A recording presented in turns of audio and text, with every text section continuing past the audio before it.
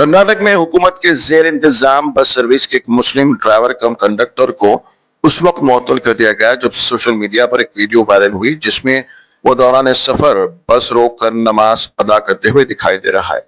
ये वाकया 29 अप्रैल को हुबली से हुवेरी जाने वाली एक मुसाफिर बस के दौरान पेश आया, जहां मुबैना तौर पर कुछ मुसाफिरों को ताखिर का सामना करना पड़ा।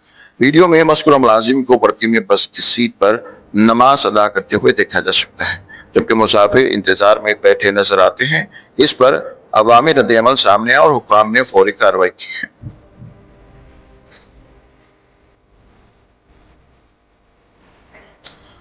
अब सवाल ये उठता है कि क्या ये वाकई सर्विस रूल की खिलाफ वर्जी है या मजहबी वाबस्तगी की बुनियाद पर सख्ती और इम्तियाजी सलूक है।